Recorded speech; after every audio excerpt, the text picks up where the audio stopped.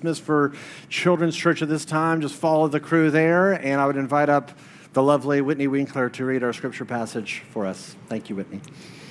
This is from Psalm 56. It's not in the bulletin, but be gracious to me, O God, for man tramples on me. All day long, an attacker oppresses me. My enemies trample on me all day long, for many attack me proudly. When I'm afraid, I put my trust in you. In God, whose word I praise, in God I trust, I shall not be afraid.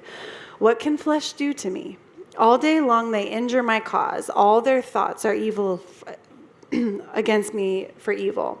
They stir up strife, they lurk, they watch my steps as they've waited for my life. For their crime will they escape? In wrath, cast down the peoples, O God. You kept count of my tossings, put my tears in your bottle. Are they not in your book? Then my enemies will turn back in the day when I call. This I know, that God is for me. In God, whose word I praise. In the Lord, whose word I praise. In God I trust. I shall not be afraid. What can man do to me? I must perform my vows to you, O God. I will render thank offerings to you, for you have delivered my soul from death, yes, my feet from falling, that I may walk before God in the light of life. This is the word of the Lord.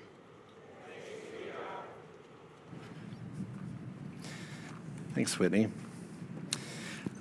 This summer, we are looking at various Psalms and having them in many ways show us how to pray. And the reason why we're doing that is because we've been saying that every human being longs to experience transcendence and beauty and love at an ultimate level. And the problem is that we try to satisfy that deep core desire through really cheap substitutes. It's like consuming spiritual junk food, and it doesn't work. Thinking it's going to nourish us, and we go out there and we consume the spiritual junk food, hoping it's going to give us transcendence and meaning and joy and significance, and instead, it just leaves us frustrated and exhausted and bloated.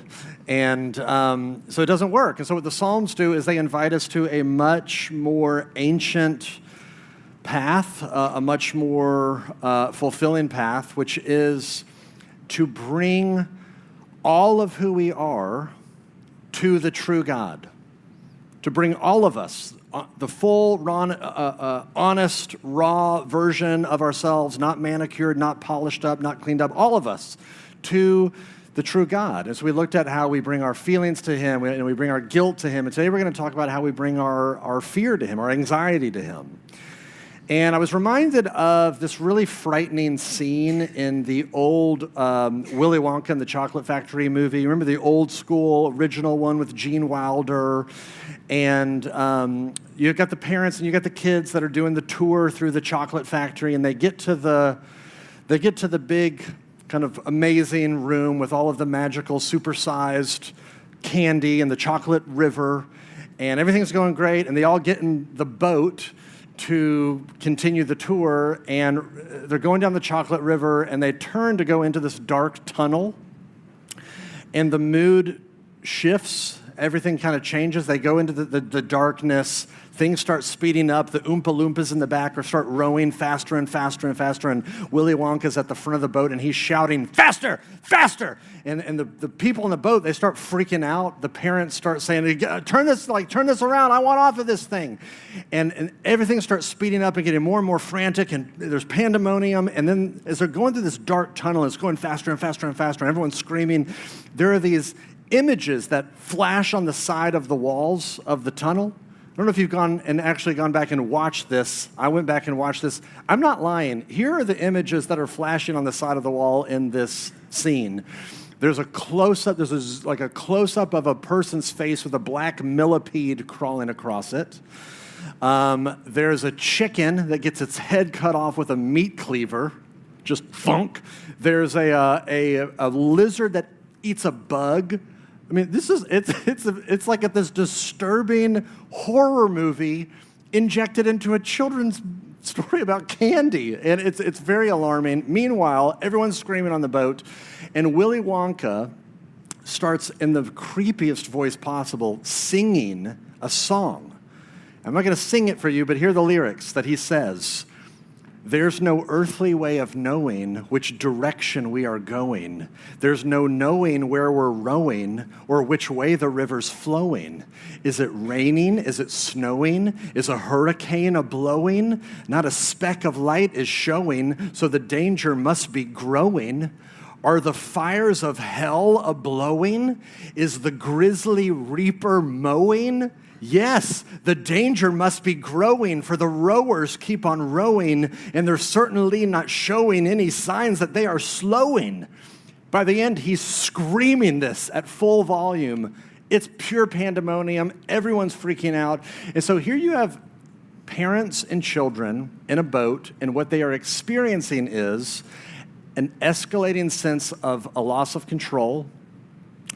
They are feeling overwhelmed, panicked, terrified. Things have gotten out of control. And as you're watching this, that feeling resonates. I mean, you don't have to be going down a chocolate river boat, captained by a maniac, but you know that feeling. You know that feeling of being, I'm overwhelmed, I feel out of control. It's anxiety. That's the feeling of anxiety. And it is, we all know this feeling well. In fact, it was decades ago that W.H. Auden said that our modern age is a, quote, age of anxiety. And in fact, of course, recently Jonathan Haidt wrote that best-selling book describing our current generation as a, quote, as the anxious generation. And if you look up any statistics on this, it's pretty mind-blowing. 1/3 of adults within the U.S. at some point in the course of their life will be diagnosed with some form of anxiety disorder. 1/3. And that's just the statistics that we have access to. There are, they estimate that it's actually fewer than half of the people that suffer with anxiety disorders actually go get professional help, which means if that's true, then the number's not 1/3, it's like 2/3, or somewhere in that ballpark. 2/3 of the American population at some point will have a anxiety disorder. Anxiety it's now the most prevalent diagnosis in terms of kind of a mental health diagnosis in our country. It has replaced depression in recent years as the number one mental health concern on college campuses. Anti-anxiety medication is always at the top of the list, or it's in the top 5 in terms of the most medications or the drugs, the medications that sell the most in our country. And so all that to say is if you experience anxiety and you've been diagnosed with an anxiety disorder, you are not alone. You are in good company. This is the bulk of the room. And, we all experience this in different ways. I know some of you are have such crippling social anxiety that it took a great deal of effort just to even be here this morning. And I think that's pretty applaudable and amazing that you were able to do that. And others of us are, we're not in the diagnosable medication world, but we know very much well what it feels like to be overwhelmed and a sense of out of control and stressed and afraid and anxious. And it's not just us. David knew this feeling as well. And I think the psalm that he wrote is so helpful because it really does help us understand how to make sense of, how to process, how to pray our fear and our anxiety. And so let's look at it. I want to show you 2 things that I think David instructs us with here. He shows us, number 1, that fear points us to a path, and fear also points us to a person. It points us to a path, and it points us to a person. So first, what do I mean by fear pointing us to a path? If you notice, before verse 1, you have that little bold introduction. That's called a superscription. And a lot of the Psalms have these little introductory things, which are helpful because they give you some context, some framework of what's going on. And the context here is that it says this was written by David at the end when the Philistines seized him in Gath. Now, if you want the backstory, the whole backstory is found in 1 Samuel chapter 21, verses 10 through 15. But if you don't want to read that whole story, here's the quick summary. Before David was a king, he was a fugitive. And the king that had power at the time was a guy named Saul. And Saul was very threatened by David, did not like David, bloodthirsty against David, and was literally conducting full-scale manhunts to track David down and kill him. There were literally armies and militias that he had commissioned to go out, and they're tracking his steps and his footprints and where he's been hiding and where he's been living. They're trying to find him. They're trying to kill him. This goes on for 12 years. David running for his life, hiding in caves, going from one place to the next, looking for safety. And at one point, he finds himself in Philistine territory, which was the territory of the enemies. The Philistines and Israelites did not get along. And of all the towns that he happens to wander into looking for refuge, looking for safety, he wanders into the town of Gath, which is a fun name to say, Gath. What's significant about Gath is that this is where Goliath was from. If you know anything about David, you know that earlier in his life, he had this famous throwdown with Goliath and killed him. And so now David is wandering into the town where Goliath grew up, where Goliath went to high school, where Goliath is, the hometown hero, and this is the guy that killed our guy. So the Philistines seize him, capture him. David is now completely out of options. He is rendered completely powerless, and as far as he knows, his life is over. And somewhere in there, he writes this psalm. And here's his experience. Let's look at some of the ways he describes what he's feeling here. Verse 1, "Be gracious to me, O God, for man tramples on me. All day long an attacker oppresses me. My enemies trample on me all day long, for many attack me proudly." I mean, he repeats these different phrases and words throughout the whole psalm. If you notice, twice he says that they're trampling on me. That's not a pleasant experience. Twice he says that they're attacking him. If you notice the phrase all day long, in verse 1, he says, all day long an attacker oppresses me. Verse 2, my enemies trample on me all day long. You jump down to verse 5, all day long they injure my cause. All their thoughts are against me for evil. They stir up strife. They lurk. They watch my steps as they have waited for my life. In other words, here's what he's experiencing. All day long, relentless, ongoing, unending, looming threat to his life. And it's scary, and he is scared, understandably. And that's what fear is. That's what fear does. Fear is the recognition inside of you saying, there's a threat. I am in danger. I am not safe.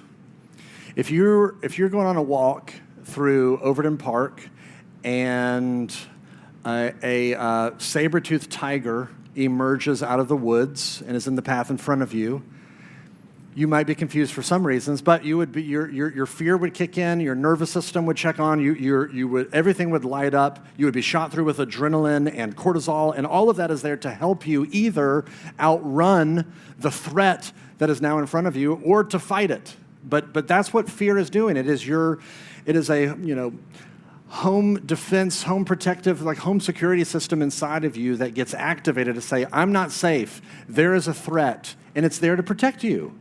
It's a good thing. David is feeling that. He is feeling threatened. He is feeling endangered. He is feeling, I am not safe. All of that is coming online for him. What does he do with his fear? Here's how fear points to a path. Look at what he does with his fear. Verse 3, when I am afraid, I put my trust in you. Now, that can sound very Sunday schooly, very trite, very cliche. Oh, just put your trust in the Lord. And it's actually, I think, a lot more radical than Sunday schooly. Because the reality is everybody is trusting in something. It's not just religious people. Everyone is trusting your life to something. Maybe you're trusting in yourself. Maybe you're trusting in God. Maybe you're trusting in your family, your children, whatever. But here's David, and for some reason he has the awareness and the capacity to say, I'm feeling these things. Here's what I'm going to do with these things. I'm going to trust them. I'm going to surrender them to the Lord. Why? I'll give you another movie reference. Rudy. You remember Rudy? Going very old school with the movie references this morning. Rudy is a character that was played by Samwise Gamgee, and he is young and is young, scrappy, and hungry, and all he wants to do is play football for Notre Dame. And but he's young, or he's small, he's not very strong, and so he keeps getting cut, he keeps getting denied, but this is his passion, this is his dream. He just wants to play football for Notre Dame, and so he's trying, he's doing everything he can think of, and so at one point in the story, he is frustrated that he's not generating the outcome that he wants, and so he goes to church, and he's in the church by himself, he's in the sanctuary, and he's sitting there and he's praying, asking God to make his dream come true. Why can't you make my dream come true? I just want to play football. And in comes the priest or the local pastor, and they sit down, and he starts talking to him.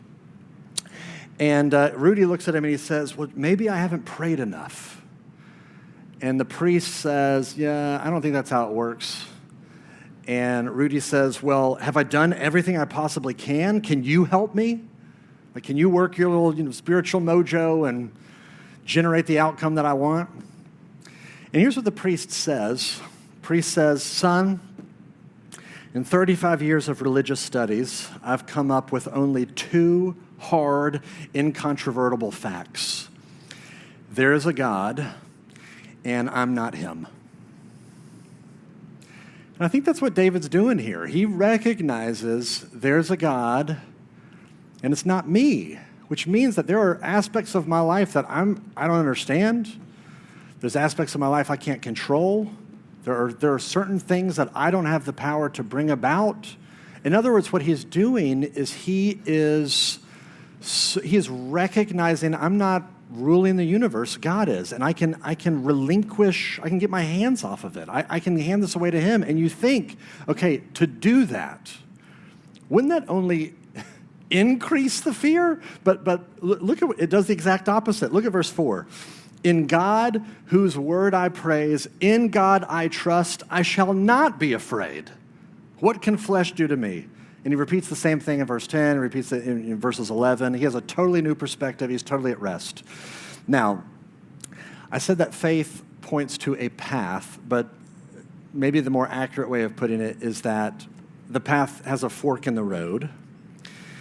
And when you're afraid, when you feel like there's a threat that is coming, you can either go down the path of trust and surrender and new perspective and rest, or you can go down the path of self-sufficiency and control and I got this, I will fix this. In other words, both are aspects of trust. You can't not trust. Path 1 is that you trust in the Lord. Path 2 is that you trust in yourself. I will fix this. I got this. I'll give you another movie reference. Inside Out 2. See, I watch modern movies as well, but Inside Out 2 really is about this young teenager who's growing up. Her name is Riley. And what's fascinating is that a lot of the story is told from inside of her head. And all of the different feelings and emotions that she has are portrayed by different characters. And because she's growing older, we get introduced to a new feeling, a new character named Anxiety. And the character Anxiety herself is amazing. She's bright orange. Her face is stretched out. It's frog-like. She's got these bulging eyes, big smile, goofy grin, hair unruly and wild and pointing in every which direction. And so as Anxiety comes on the scene, Anxiety's introducing herself to all the different feelings, all the different characters. And as she's introducing herself to Joy, here's what she says. She says, "We all have a job to do. You make Riley happy. Sadness makes her sad. Fear protects her from the scary stuff she can see, and my job is to protect her from the scary stuff she can't see. I plan for the future.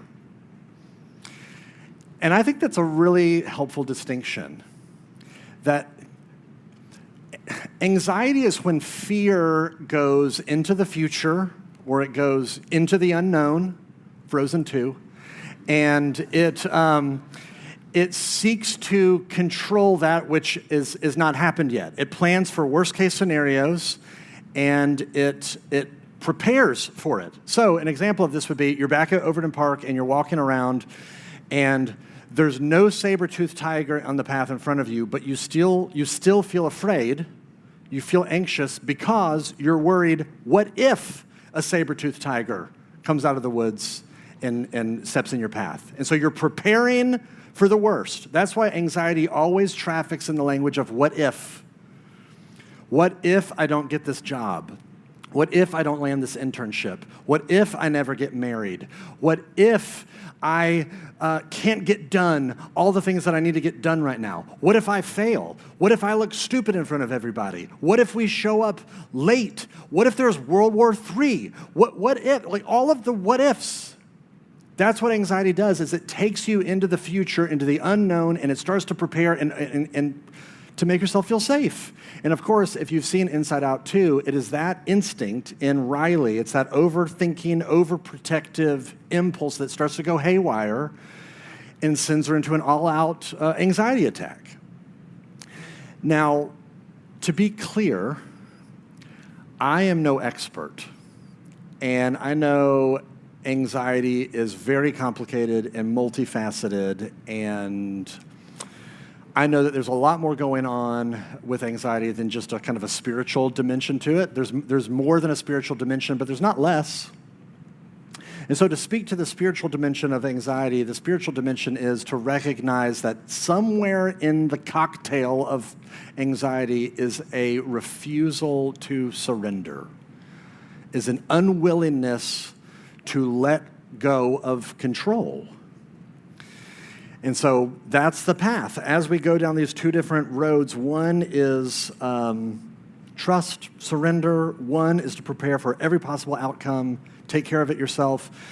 We say this a lot at Redeemer, but we recognize that not every person in this room is a Christian. Not every person in this room would consider themselves religious or spiritual or even believes in God. And I hope that you feel welcome here. We really do think it's important for us. We want to be a church that's not just for Christians, but a church where you can be present as well. As I was thinking about this idea related to what it might feel like for someone who doesn't believe in God or would say there is no God to feel, and I started to some degree empathize with the fact that if you believe that there is no God, that there really is no help coming, that is an enormous amount of pressure, an enormous amount of anxiety that I would assume if you're living consistently with your understanding of the world that you feel, I've got to get it right. I'm in control of my life because there is no God that's coming here to help me. And if I want to share this in the hopes that it's somewhat encouraging for you, because I found it encouraging. I think it's encouraging not just for people who don't believe in God or aren't religious in any way, but I think this is encouraging for anybody. Martin Luther, you remember Martin Luther, the old 95 Theses guy from your history class? We have records of a letter exchange that he was having with a friend of his, a guy named Philip Melanchthon. Philip was struggling with worry and anxiety and fear and all this stuff, and somewhere in Martin Luther's letter to Philip, he wrote this: "Philip, let Philip cease to rule the world." I think that is such helpful, encouraging advice for anybody. You can insert your own name in there. Matt, let Matt cease to rule the world. But of course, the only reason you would ever take your hands off the wheel is if you trust that someone more qualified than you has the wheel. Like you're not going to cease ruling the world unless you really do believe there is someone who's ruling the world who's a much better fit for that job description than you. And that's why as Christians we believe that's That's God. He's the one that's ruling the world, and he's way better at it than me and you. He's infinitely more wise. He's infinitely better, more committed to our well-being and our good.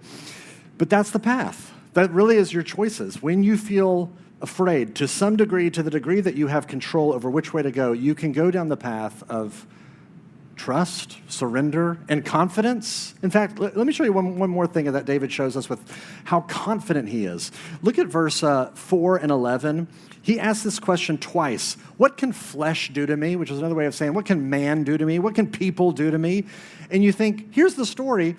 People are chasing you from your own country trying to kill you, and then you have enemies that have captured you. They're trying to kill you too. What can man do to you? They can murder you, David. Now, he's not an idiot. He knows that. But he has such a degree of confidence that he's able to play out worst case scenario and still say, it'll be okay. God will have me. God has me even if they kill me. That's incredible. Confidence, trust, freedom, surrender, or control, anxiety, stress, self-sufficiency. The million-dollar question is, why in the world would you trust God? Why would you cease ruling the world and say, I'll let you do that? How can you even do that? Secondly, fear points us to a person. It's not just this path of either trusting in myself or trusting in God. It points us to a person. Look at verse 8. Verse 8 says this, you have kept count of my tossings, put my tears in your bottle. Are they not in your book? I love that verse. David is saying, God, it's not just that you are aware of what I'm experiencing, the hardship of what it feels like to be a human right now. You record it. You don't forget it. You write it down. It's like, okay, you know when you're riddled with anxiety and you can't sleep and you're tossing and turning and then you wake up the next morning and your watch tells you your terrible sleep score. It's like David is saying, God has kept count of every time you tossed and turned. He's got the count. He has collected every tear you have ever cried from your face. Every moan, every cry, every sigh. It's like he's written it all down in a book, which this is all a poetic way of David saying, God intimately knows what you're going through.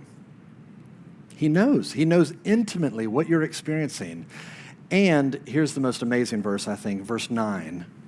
This I know, that God is for me. That is a verse everyone should tattoo on their soul. I don't know how one would do that, but I think that would be amazing for you to know, core level, God is for me. Here's what's astounding to me. If David were to look at the data of his life, he's got people chasing him, people trying to kill him, he's got people that have captured him, he is tossing and turning, he's the one who's weeping, and all of those details, his conclusion is not, God, you have forsaken me. God, you don't exist. His conclusion is, God, you are for me. His fear has led him not just to an idea, his fear has led him into the arms of a God that is for him. For him to know, even when my life is falling apart and it's not in control, he believes God is in control. Even if it feels like God is not with me, he is. Now, you look at this and you say, okay, great for David. He must have some weird supernatural faith that I don't have, some weird supernatural confidence that I don't have. You and I actually have more resources than David did. We know more than David did because we know that centuries later, after this, God was willing to demonstrate just how for us he is. He sends a truer and a better David on the scene. He sends his own son, Jesus. And just like David, Jesus was hunted. He lived his whole public ministry with people constantly trying to murder him. There's a story in Luke chapter 4. He's beginning his ministry, and after he preaches at a church one day, there's a mob that forms and tries to throw him off of a cliff. That's how they responded to bad sermons back then.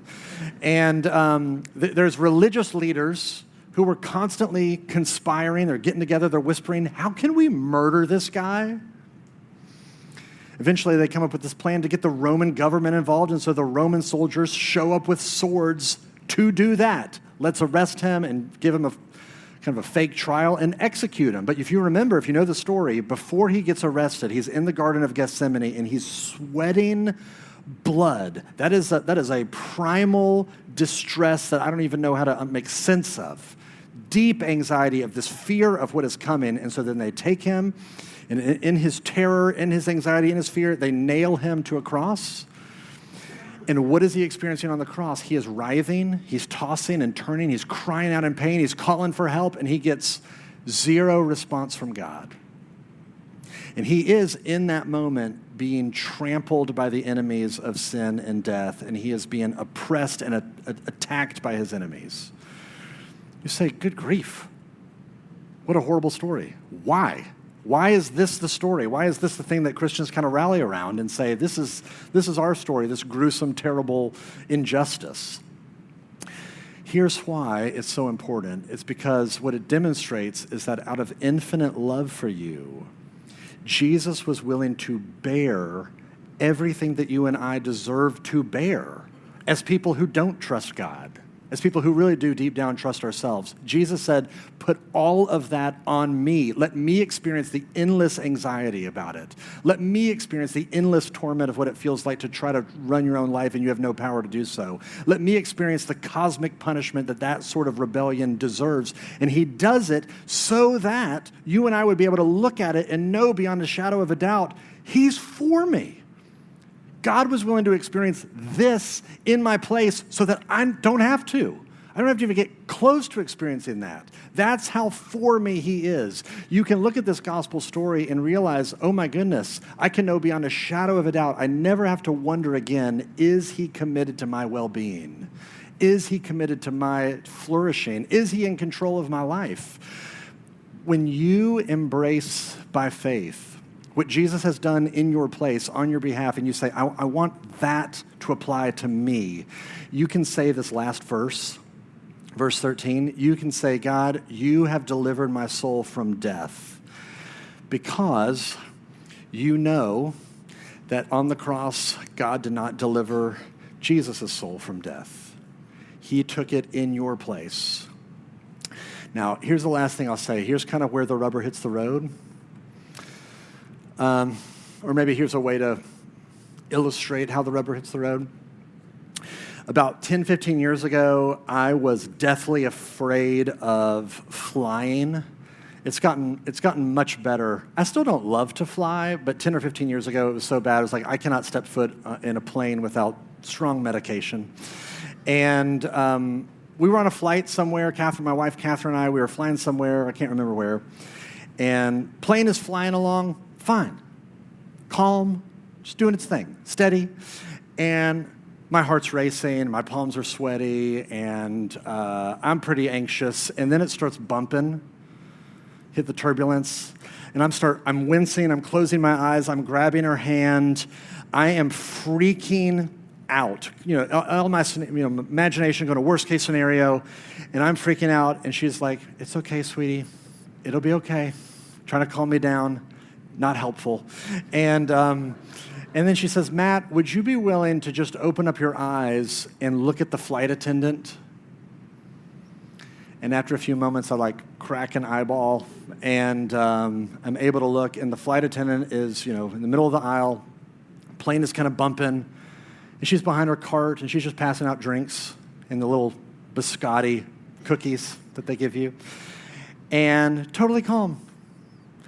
And what she was saying is, look, she's done this a lot more than you, and she's not worried.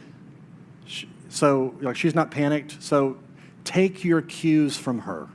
Let her calmness set the trajectory for your own mood. And that was helpful. And has continued to be helpful as I've flown over the years. But I think there's, a gospel parallel there. Because the gospel invites us to take our eyes off of ourselves. I got this, I'll fix this, I'll plan for every worst case scenario, I'll prep, I'll do it all. Take your eyes off of you and to put them on Jesus. And to recognize He is not panicking. He is calmly ruling and reigning over the universe and over every millisecond and over every molecule. He's not worried. He's run the universe a lot longer than you and I have. And so you begin to wonder, okay, how can I trust, though, that he is good? How can I trust that he is for me? How do I know he's going to work all of this chaos with my life unraveling and things that I can't control and things spinning out of whack? How do I know he's going to work all of this for my good? How do I know that he is for me? And the answer is that he has the scars to prove it. That's how you know.